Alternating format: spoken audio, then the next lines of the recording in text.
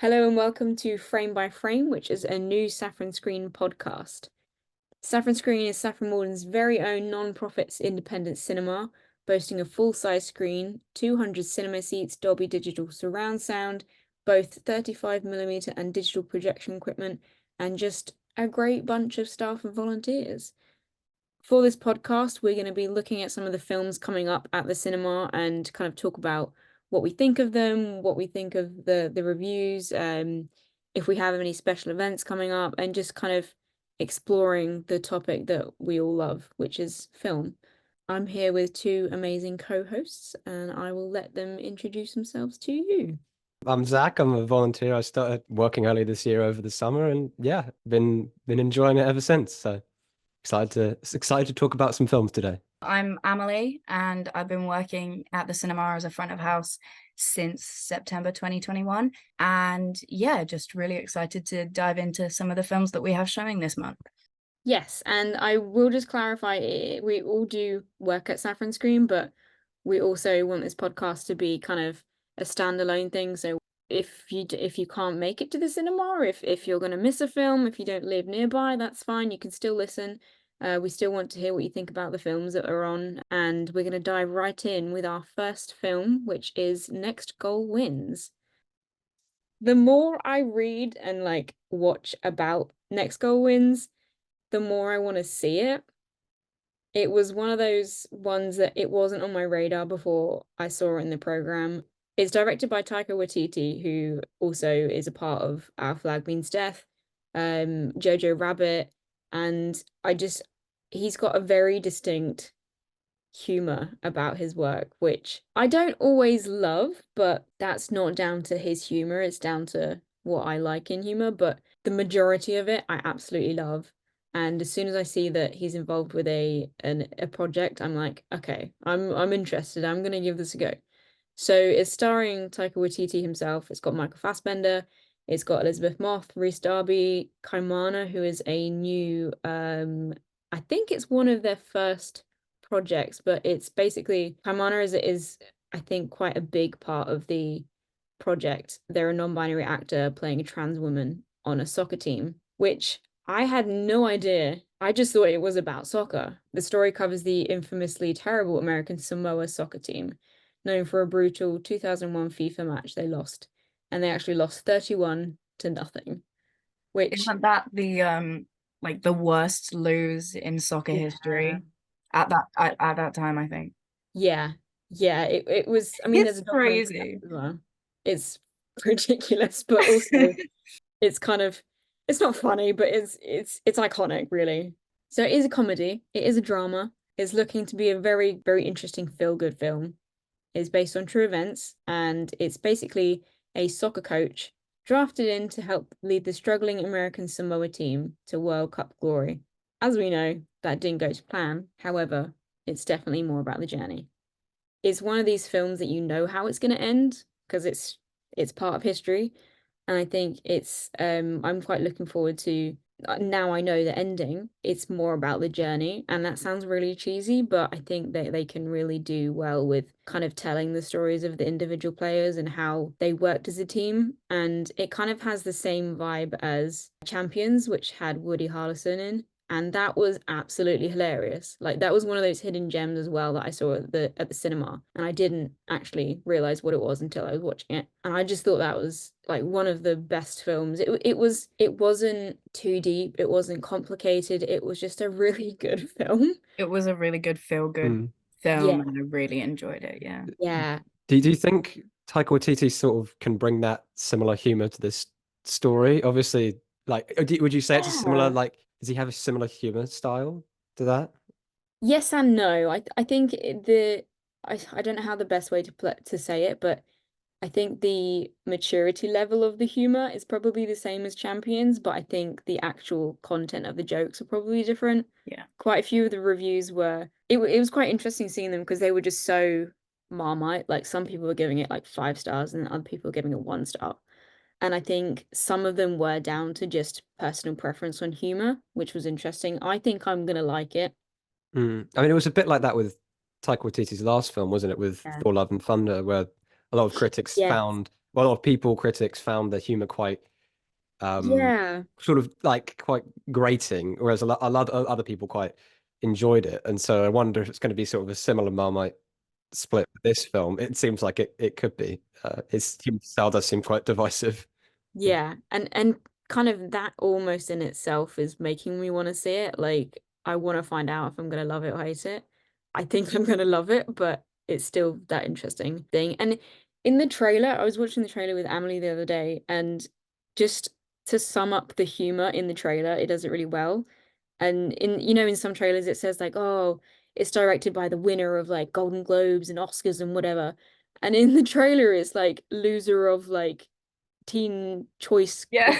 Critics Teen whatever award, and it's like Loser of the loser of Teen Choice Awards. yeah, and I was like, that's absolutely hilarious. Like I find that it's so simple, but like you never see that in a trailer. And I think that Yeah. that choice in the trailer is really giving me the sense that there's going to be those kind of smart, humorous choices in the film Yes. itself as Yeah. well. Yeah. No, I'm Like excited. self-aware humor as well. Yeah, I was gonna say it seems very self-deprecating, Yeah. and obviously Yeah. when you have a story where presumably the people who are involved in the real story probably agreed to have this film made and have it be Yeah. made as a comedy about them, and then you Yeah. probably there's a lot of self-deprecation going on here. Yeah.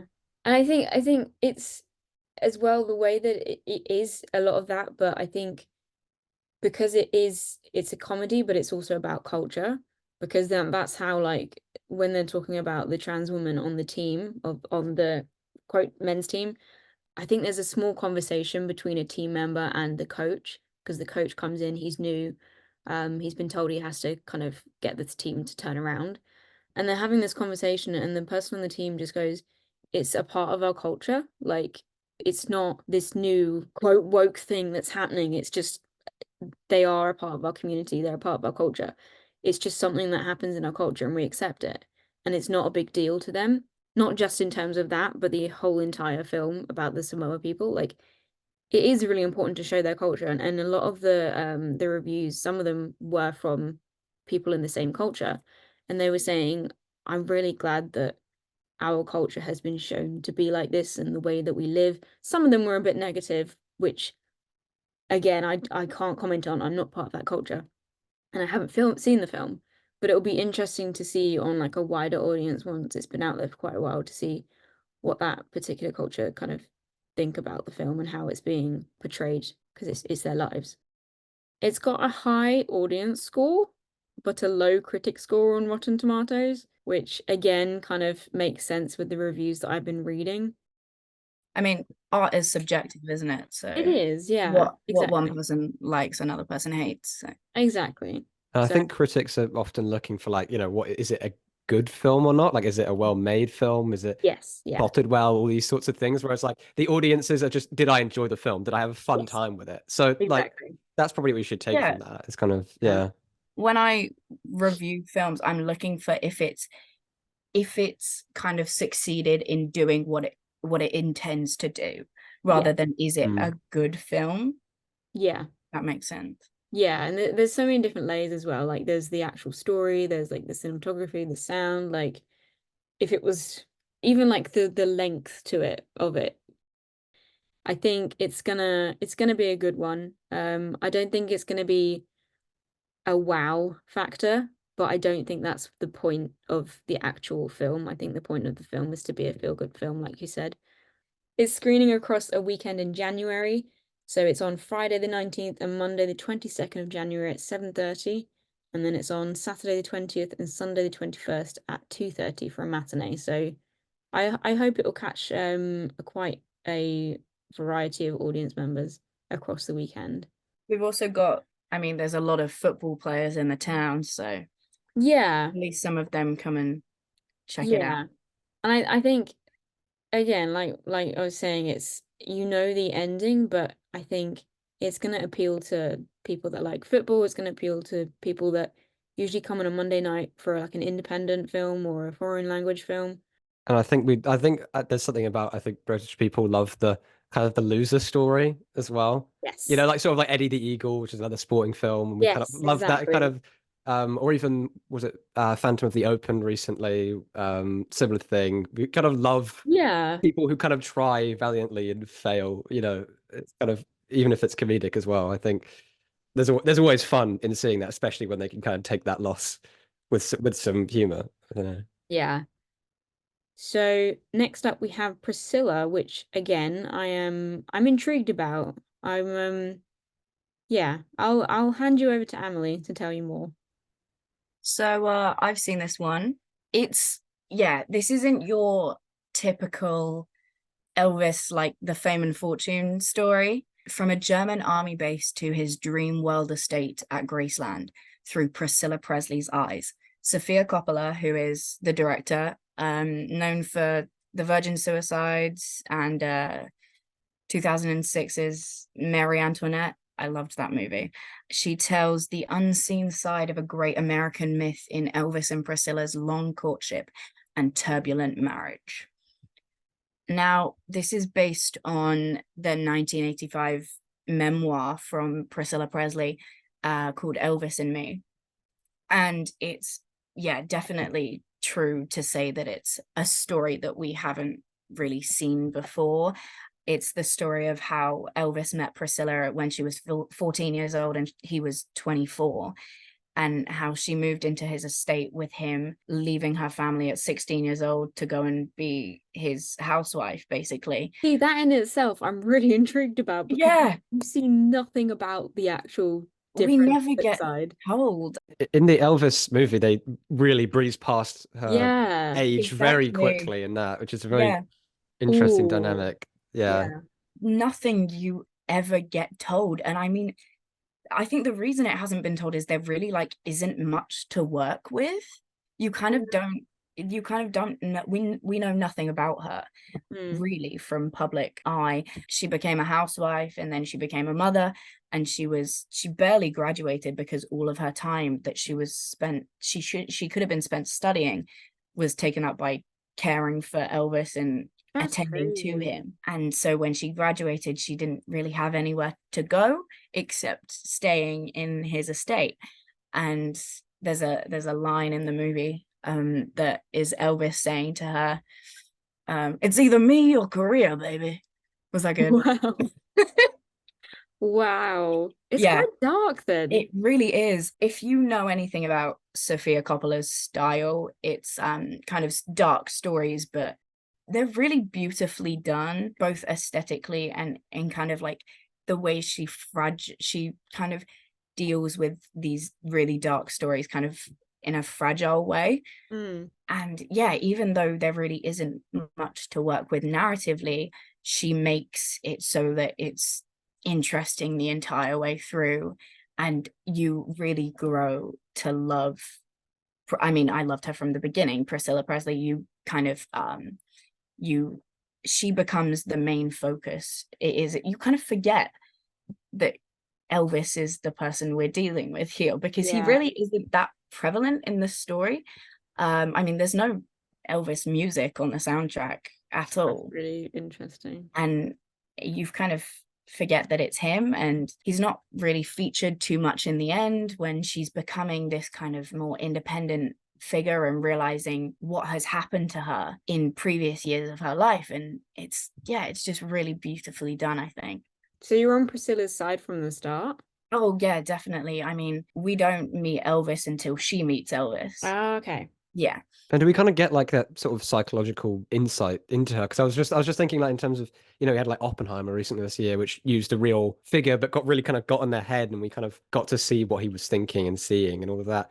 How does this film sort of compare with that in terms of, do we feel like almost we are Priscilla? Oh yeah, I feel like Oppenheimer is a great comparison, because the Elvis story has always kind of been this concept of fame and this concept of a singer, whereas you're looking at this from the perspective of a girl who grew up idolizing Elvis and then became kind of his object of affection. And yeah, you definitely get inside her head. We spend a lot of time at the estate with her, just kind of seeing her interact with other people, seeing her interact with Elvis's parents, and how that affects her. Is there sort of any actors we might sort of know, might like out of this? So you've got Kaylee Spaney as Priscilla, who is relatively new. I don't think I've seen her in anything before. I think she started acting in 2014, possibly.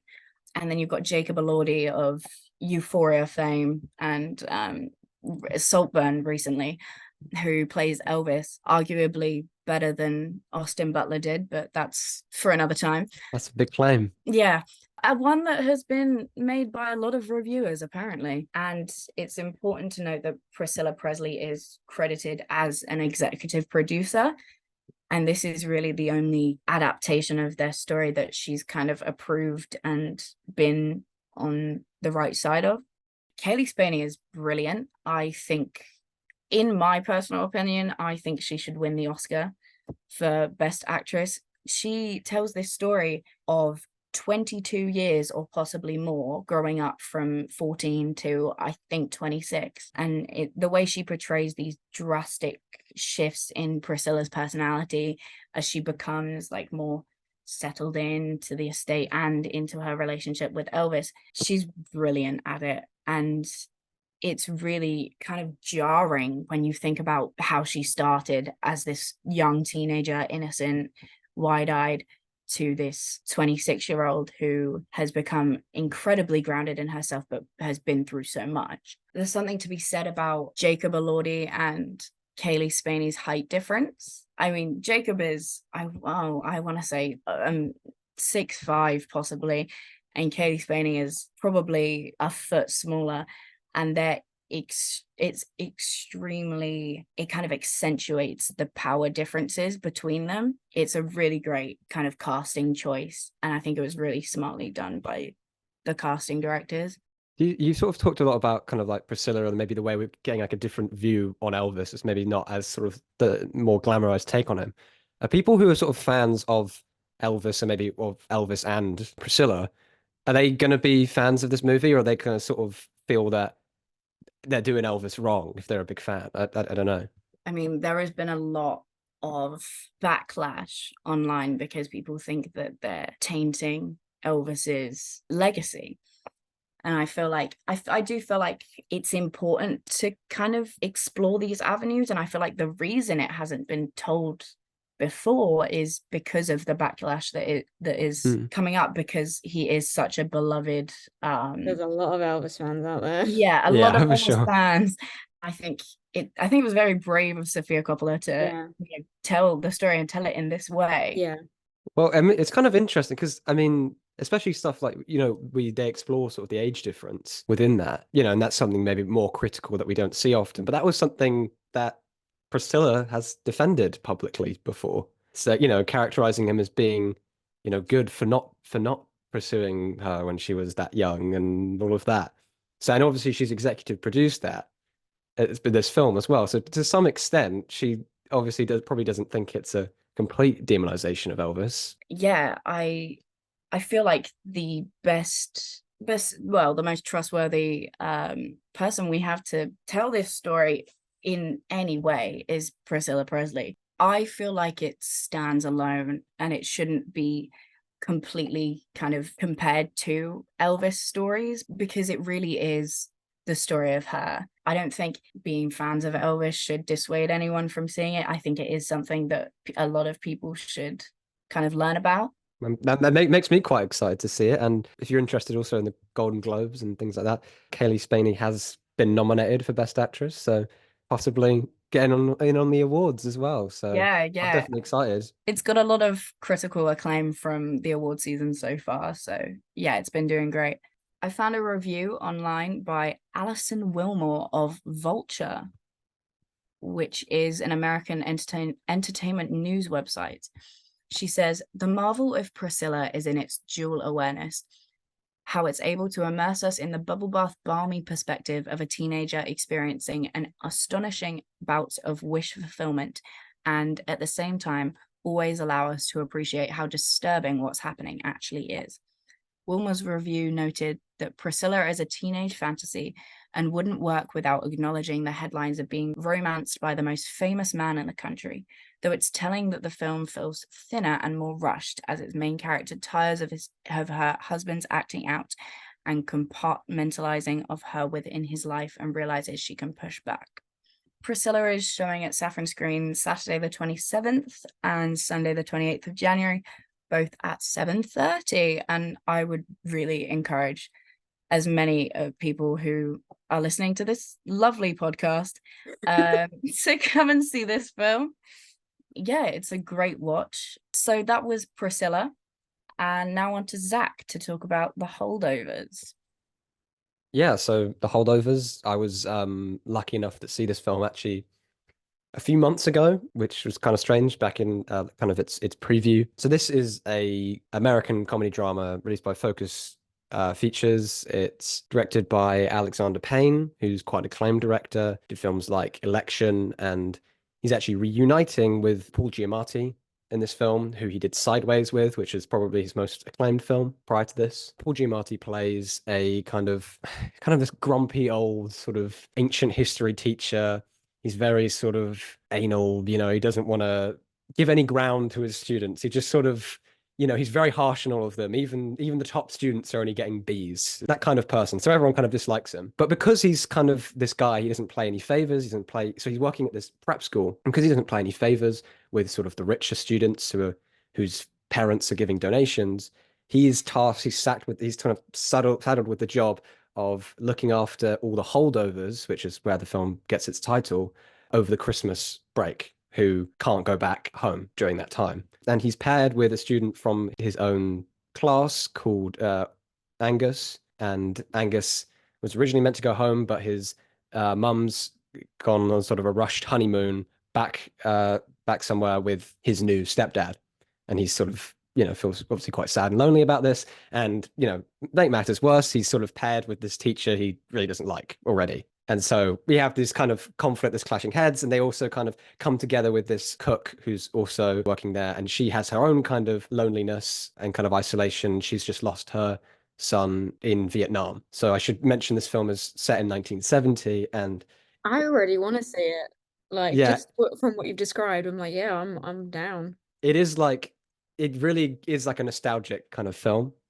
Mm. So it's like with that kind of 70s aesthetic, it kind of also reminds you of some sort of indie 90s films. And in fact, it is actually produced by Miramax, which also was a big sort of 90s independent sort of place. And obviously they've sort of changed the way they sort of run things at Miramax, recently, and they've sort of become, quite different now. But it has that kind of feeling. If tonally it's very similar to sort of Dead Poets Society, is kind of Oh, wow. that's the closest thing I can sort of compare it to. Yeah. And so it has this kind of, as you might be able to sort of guess, even though you kind of have these three lonely characters. So someone who's this lonely old professor who nobody likes. You have this old cook. Again, she's lonely and she lost her son, father, her husband's not in the picture anymore. And this kid who's been left alone here by his mother, who I should mention, played by Dominic Sessa. It's his film debut.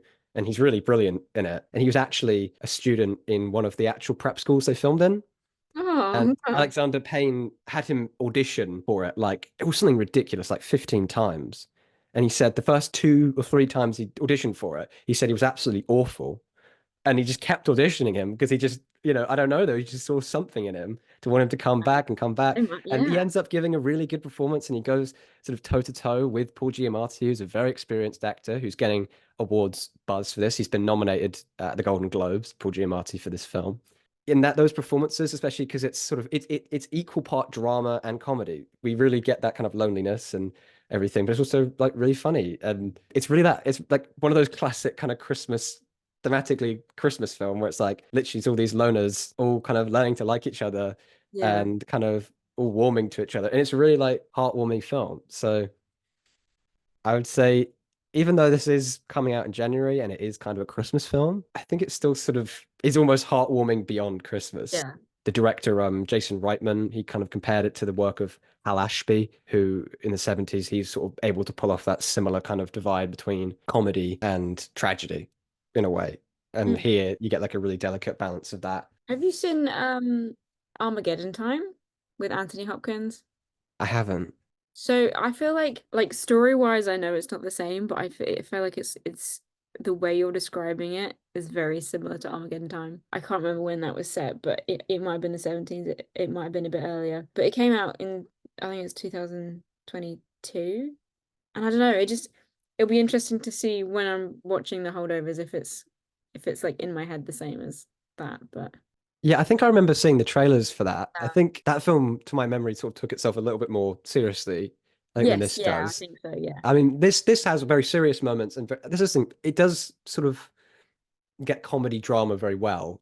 Hmm. It probably is a fair comparison, I think, Armageddon Time. But this sort of very much bigs up that nostalgia factor and the funniness. Its trailer, it sort of had literally had a voiceover in the trailer. You know, it's like starring Paul Giamatti. So you kind of know that's the film that it's presenting itself as, and that's kind of what you get.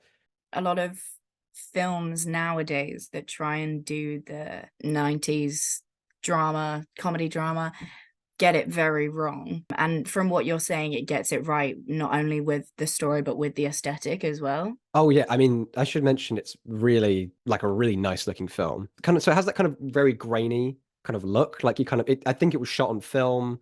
It has that kind of, yeah, nice kind of grainy, yeah, like 70s, 90s kind of look to it. And especially this scene where they sort of, or the sequence in the film when they go out to Boston for a school trip. They sort of frame it as being a school trip. Obviously, they just kind of want to get out of this school because they're all, you know, kind of tired. But and that there's just such beautiful lighting and everything going on here, and it does really look like it could be sort of, you know, the work of some of those 70s. You just, you know, you think, like, I'm just thinking sort of The Godfather and the way that kind of has those nice sort of streets and the neon kind of lights, and you know, it does seem to be channeling that. And Alexander Payne is someone who does take a lot of inspiration from that kind of era of movie making and has been working for quite a while. Like he's, you know, he's a veteran. In The Guardian, they were writing about this. Benjamin Lee was talking about, you know, annoyingly as cliched as it might be when someone sort of says, oh, they don't make them like they used to. It does feel more and more true. He says, but this is one of those films that really is that. This is how they used to make them. It's been very, very well reviewed. So again, been nominated for 3 Golden Globes. There's kind of buzz around maybe Paul Giamatti getting an Oscar nomination.